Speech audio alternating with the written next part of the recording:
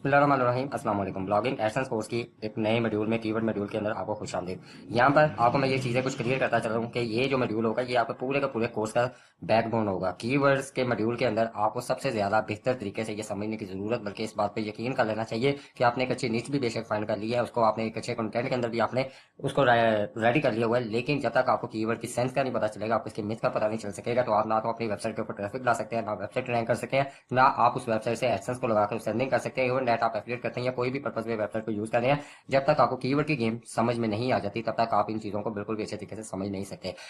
Keywords आपको, मैंने ये कहा कि ये पूरे कोर्स का एक बैकबोन है। आपको कीवर्ड्स के मिथ को इतने अच्छे तरीके से समझ लेना है। मैंने आपको इसके अंदर इतने ऑप्शन दे देने, इतने अच्छे अच्छे मैंने आपको रास्ते इंशाल्लाह इंशाल्लाह दे देने हैं। आप लोगों ने बहुत सारी जगहों पर देखा होगा, लेकिन मैं जो इंशाल्लाह जो मैं अपने एक्सपीरियंस के ब्याह के ऊपर, जो मैं अपनी चीज़ों के ब्याह के ऊपर जिससे मैंने रिजल्ट्स लिए हैं, उन चीज़ों के ब्याह के ऊपर जो चीज़ें मैं आप लोगों के साथ शेयर करूंगा, इंशाल्लाह वो आपको लाजमी तौर पर रिजल्ट देंगे। शर्त मेरी हमेशा की तरह यही रहेगी कि सिर्फ मेरे बताने पर चीज़ें खत्म नहीं होंगी, आपका मुझे प्रैक्टिकल भी चाहिए होगा। वो आपके प्रैक्टिकल के ब्याह के ऊपर ही मैं आप इस बात का यकीन कर सकता हूं कि आप इंशाल्लाह इस चीज के ऊपर इस कोर्स को लेते हुए आप इंशाल्लाह लाजमी तौर पर कामयाब होंगे।